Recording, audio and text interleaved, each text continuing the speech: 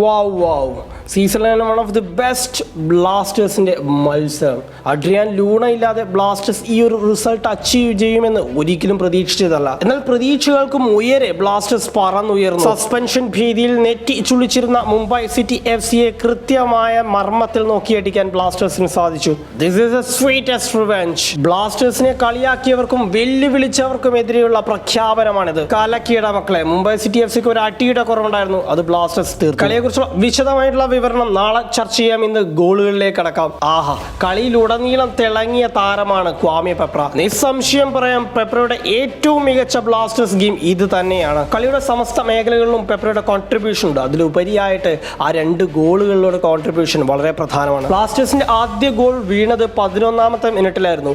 വിപിനിൽ നിന്ന് പുറകിലേക്ക് വന്ന പന്ത് ലെസ്കോവിച്ചിൽ നിന്ന് ലെഫ്റ്റ് ബാക്ക് ആയിട്ടുള്ള നവോച്ചയിലേക്ക് നീങ്ങുന്നു. ബ്ലാസ്റ്റേഴ്സിന്റെ ഒരു വിശദമായിട്ടുള്ള ബിൽഡപ്പ്. ലെഫ്റ്റ് വിങ്ങർ ആയിട്ടുള്ള എയ്മൻ അകത്തേക്ക് കടന്നിരിക്കുന്നു. അതേസമയം സ്ട്രൈക്കർ ആയിട്ടുള്ള പെപ്ര വിങ്ങിലേക്ക് ഡൗൺ ചെയ്യുന്നു. മുൻ കളിയിലും പെപ്ര വിങ്ങിൽ പന്ത് റിസീവ് ചെയ്യുമ്പോൾ ഉണ്ടാക്കിയ ഇമ്പാക്റ്റിനെ കുറിച്ച് നമ്മൾ ചർച്ച ചെയ്തതാണ്. നവോച്ച പെപ്രയിലേക്ക് ഒരു പ്രോഗ്രസീവ് പാസ് നൽകുന്നു. പെപ്രയെ ഫോളോ ചെയ്തുകൊണ്ട് സെന്റർ ബാക്ക് ഗ്രിഫിത്ത് ഉണ്ട്. കൊച്ചിയുടെ ചൂടറിയാൻ വേണ്ടിയാണ് ഗ്രിഫിത്ത് വന്നത്. അല്പസമയം മാത്രമേ അദ്ദേഹത്തിന് അവിടെ ചെലവഴിക്കാൻ സാധിച്ചുള്ളൂ. നല്ല ചൂടല്ലേ. പെപ്രയുടെ വളരെ എഫക്റ്റീവ് ആയിട്ടുള്ള സ്മാർട്ട് ടേണിൽ അദ്ദേഹം ബീറ്റൺ ആവുന്നു. പെപ്ര തന്റെ ഒരൊറ്റ ടേണിൽ ഡിഫൻസീവ് ലൈനെ ബീറ്റൺ ആക്കി പന്തെടുത്ത് പെനാൽറ്റി ബോക്സിലേക്ക് ഇടിച്ചു കയറുന്നു. അദ്ദേഹത്തെ പിടിക്കാൻ വേണ്ടി ഗ്രിഫിത്ത് ആദ്യമൊന്ന് പരിശ്രമിച്ചെങ്കിലും പിന്നീട് പേശി വലിവ് മൂലം സ്റ്റോപ്പ് ചെയ്യേണ്ടി വന്നു. പന്തെടുത്ത് അകത്തേക്ക് കയറിയ പെപ്ര തന്റെ ലെഫ്റ്റ് ഫുട്ട് കൊണ്ട് ദിമിയിലേക്ക് ഒരു നല്ലൊരു ക്രോസ് നൽകുന്നു. ദിമിയുടെ ഫസ്റ്റ് ടൈം ഷോട്ട് തടയാൻ അവിടെ ഡിഫൻഡേഴ്സ് ഉണ്ടായതുകൊണ്ട് തന്നെ ദിമി സ്മാർട്ടായിട്ട് പന്ത് പുറകിലേക്ക് വലിച്ചിട്ട് ഗോൾ കീപ്പർക്കും ഡിഫൻഡർക്കും ഇടയിലുള്ള ഒരു പോയിന്റിൽ വെച്ച് ഫുൾ സ്ട്രെച്ച് ചെയ്ത് പന്ത് ടോ കൊണ്ട് അടിച്ച് ഗോൾ കീപ്പറുടെ കാലുകൾക്കിടയിലൂടെ വലയിലേക്ക് കയറ്റുന്നു. Good finish. ഇതോടുകൂടി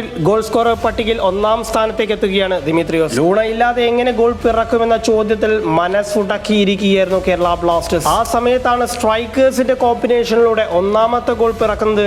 2ാമത്തെ ഗോളും ഇതേ കോമ്പിനേഷനിലൂടെ പിറക്കുന്നു. ആദ്യ പകുതിയിലെ ഇഞ്ചുറി ടൈമിലാണ് 2ാമത്തെ ഗോൾ പിറക്കുന്നത്. പന്ത് വിൻ ചെയ്ത മിലോസ് പെട്ടെന്ന് തന്നെ അത് മുമ്പിലുള്ള അസറിലേക്ക് നൽകുന്നു. അസറിനെ വളരെ സ്മാർട്ട് എന്ന് പറയണം. കാരണം അദ്ദേഹം പന്ത് വരുന്നതിന് മുമ്പേ കൃത്യമായി ഷോൾഡർ ചെക്ക് ചെയ്ത് മുമ്പിലുള്ള സ്ട്രൈക്കേഴ്സിനെ നോക്കുന്നു. അതേസമയം പ്രസ് ചെയ്യാൻ വരുന്ന ഓപ്പോസിഷൻ മിഡ്ഫീൽഡേഴ്സിനെ നോക്കുന്നു. അവർക്ക് ഇടയിലൂടെ കൃത്യമായിട്ട് പെപ്രയിലേക്ക് ഒരു പാസ് നൽകുന്നു. ആ കൗണ്ടർ അറ്റാക്കിന്റെ വേഗത അദ്ദേഹം അവിടെ കീപ്പ് ചെയ്യുകയാണ്. ഈ മൂവ്മെന്റ് നടക്കുന്ന സമയം ദിമി ഓഫ് സൈഡ് ആയിരുന്നു. അതുകൊണ്ട് തന്നെ അദ്ദേഹം അൺമാർക്ക്ഡുമായിരുന്നു. പെപ്ര ബോൾ സ്വീകരിക്കുമ്പോഴേക്കും നടന്നു വന്ന ദിമി ഓൺ സൈഡിലേക്ക് എത്തുന്നു. പെട്ടെന്നുണ്ടായ കൗണ്ടർ അറ്റാക്ക് ആയതുകൊണ്ട് തന്നെ അദ്ദേഹത്തെ മാർക്ക് ചെയ്യാൻ സാധിക്കുന്നില്ല. പെപ്രയും ഒരു നിമിഷം പോലും വേസ്റ്റ് ചെയ്യുന്നില്ല.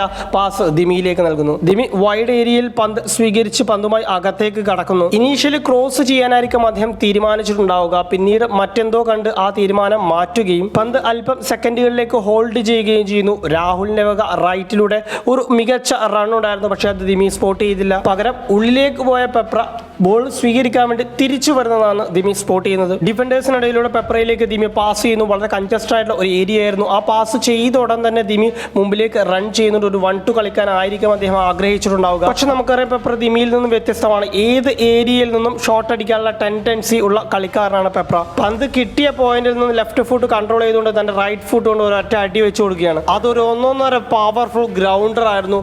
Goal keeper അനങ്ങിയിട്ടില്ല.